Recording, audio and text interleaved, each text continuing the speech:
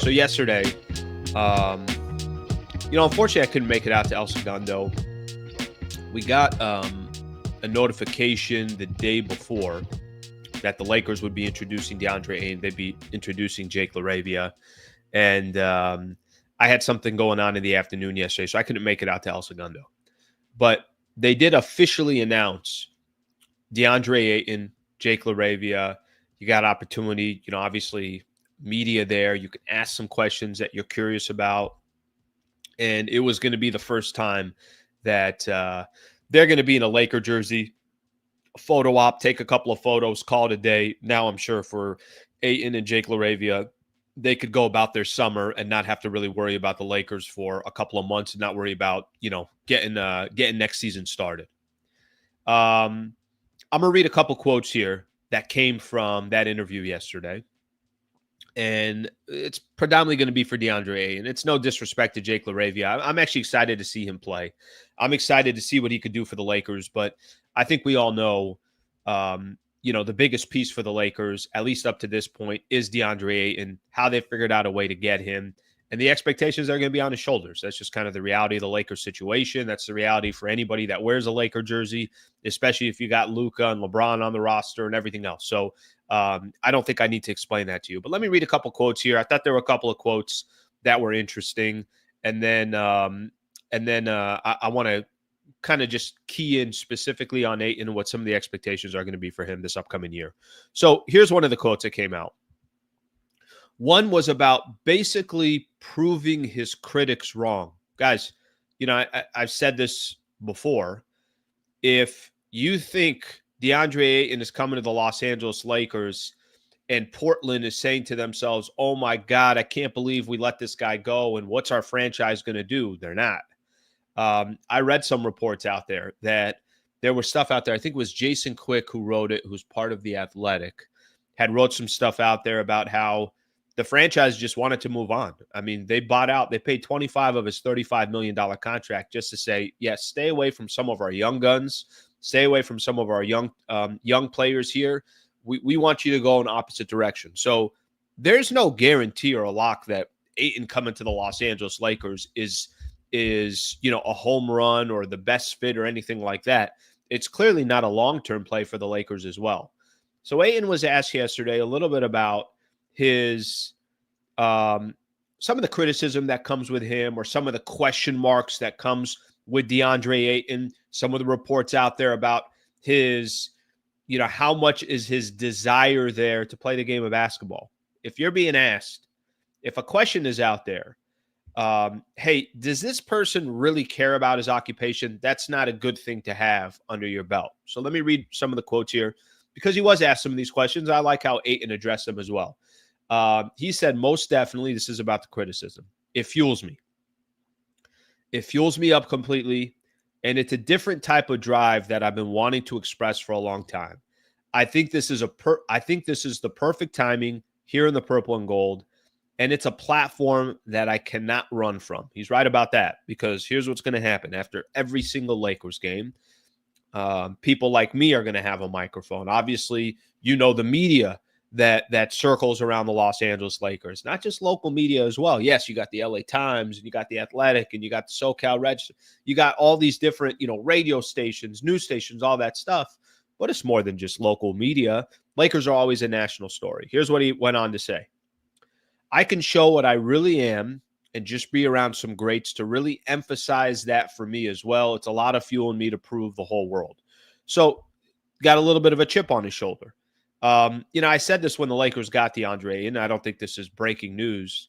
If the man can't get motivated in this predicament, in this situation that he's got with the Lakers, I don't know what to tell. I honestly don't know what to say because this might be DeAndre Ayton's either best opportunity or biggest mistake in his career happens this year, and it's while he's wearing the purple and gold. And I don't think I'm being dramatic. Let me explain exactly what I'm referring to.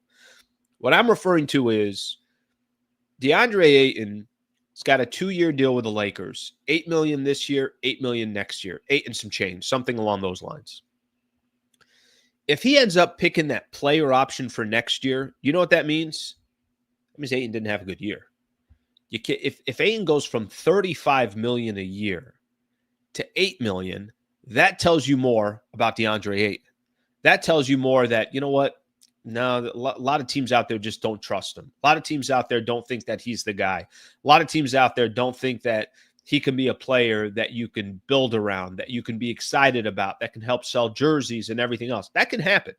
Here's another thing that can happen. And I think this is part of the, the point that he's trying to make here. The other point of what he's trying to make is this is kind of it for him. This is as good of an opportunity as you're going to get. You're going to get Luka on one side. You got LeBron. We're assuming you got LeBron James as well. Guys that can set you up. Lakers are in desperate need of a center. They go out in 5 games against the Minnesota Timberwolves because they got no size. They got no rebounds. They got no defensive presence. It literally, you can't ask for a better situation if you're DeAndre Ayton. And I'll continue to emphasize this. It's up to him. I mean, I could sit here all day long and say, you know what? Ayton at times in his career, when he was with the Suns, he was averaging 18 and 10 in that finals run. He was, a big piece, and he had opportunities, and he's the number 1 overall pick. All that really doesn't mean anything. It's up to Ayton to prove that once, next season starts, that the player that the Lakers are basically begging to be good, begging to be great, lives up to some of those expectations and hype. And I don't think that really has anything to do with the Lakers. I think they have handed him the keys at the center spot, not the keys of the franchise, but just at the center spot. And they're hoping and praying. And I'm sure Rob Pelinka did a prayer last night and say, please, Jesus, please help DeAndre Ayton be the player that I need him to be. Because I think the franchise is really depending on him for that. Not long-term, but certainly for this upcoming year. Another quote here from DeAndre Ayton. I'm going to read for you guys. This one was, let's see. I like this one, actually. I feel like at the end of the day, I'm on the court and I'm supposed to perform. It's just different routes with organizations. Whether you want to win or not, I just took my route where I want to win. When it comes to wins, you play hard. You know everybody's goal is to win. You do everything you're supposed to do or can to win. I think really what he's trying to say there, more than anything else, I think there's a little bit of, how do I explain this? I think there's a little bit of, I can't control being on a team with the Portland Trailblazers that doesn't have interest in winning. I can't control being with the Portland Trailblazers and they're in a rebuilding mode or rebuilding process. I can't control playing with guards that are trying to get theirs and not necessarily trying to set me up. I think that's probably what DeAndre Ayton is trying to say. But now he'll obviously get his opportunity. Okay, one other thing that I want to read here about him playing with LeBron and him playing with Luka. And, I'm reading most of this, by the way, coming from the LA Times with Brad Turner. One of the things that I mentioned, and this was actually my pitch for Bradley Beal as well, which I don't think is going to work. When you got LeBron and you got Luka, 2 guys that are wildly unselfish basketball players that are all about, I could go drop 30, but I also have no problem dishing out 12 dimes. That's both of their games. Yes, I can drop 30 on any team in the league, anybody who's guarding me, but if you watch me play, I also like dishing out dimes. Here's what he said about Luka, who, by the way, Luka averaged 8 dimes last year. LeBron averaged 7.8, so call it 8 assists. Here's what he said. They both average about 9 assists over their career span, and just the type of players they create with their teammates. They turn them into superstars. They make them bigger than their roles. They make them very important on the floor.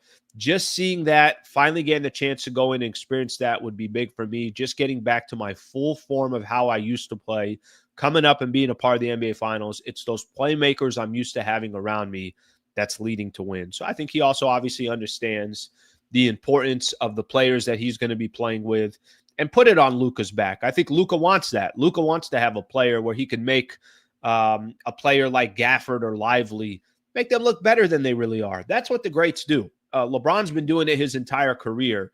He's played with guys that are less than, but he gets the absolute best out of them. Lakers have 2 of those guys. They got LeBron and Luka who can do that. Ayton will get his best stats ever in LA. Great opportunity for it, right? I mean, again, I don't want to be over dramatic, but can you tell me a better situation for him? You guys remember they were kind of walking through all the different opportunities for Ayton, where he can go. And for a second there was, oh, you know what? He's going to end up in Milwaukee. But then they got Miles Turner. Not end up in Milwaukee, but Milwaukee was trying to make a case to get him because they lost Brook Lopez. And then it was, okay, well, watch out for the Pacers because in Indiana, they lost Miles Turner. He's got a good chance to go there, this and that. They don't have Tyrese Halliburton this upcoming year. Who's going to be sending him up? You can't ask for a better position. All right, let's look at some more. I think ceiling, Ayton can be an all-star. I'd be shocked if he was an all-star. I would. But again, if there's a predicament or a situation where you get the exposure, where you get Luka setting you up, and you start becoming the player that you were hoping to be by being a number 1 draft pick in Luka's class. Who's in that? Luka's in that class. Trae Young's in that class. Obviously a good class there. MVP Luka. All right, this one's more about Luka.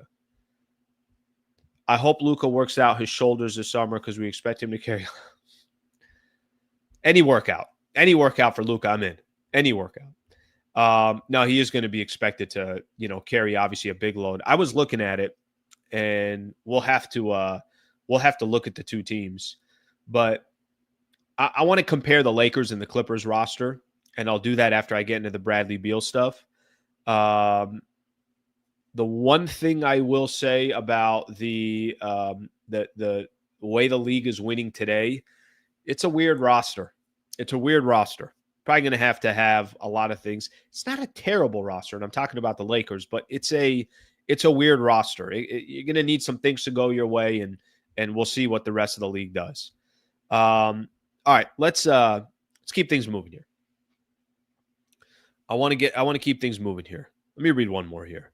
Luka and LeBron will make Ayton an all-star as long as Ayton does his part. See if he can make that happen, Peter. It's going to be on his shoulders. I'll tell you that much. All right, thank you very much for watching the clip. Just want to give a shout-out here to one of our partners, the Wallace Firm. They are official injury attorney of the Sliwa Show and Hoops Talk, the entire channel. If you are ever in a need, and I hope you're not, but some type of serious injury with yourself or a family member of yours, I would like to personally help you by introducing you to the best in the business, Brad Wallace and the Wallace Firm. Also got a URL out here that you can use as well. Just go to wallacewins.com/Sliwa. Thank you for their partnership, and thank you for being a part of the Sliwa Show.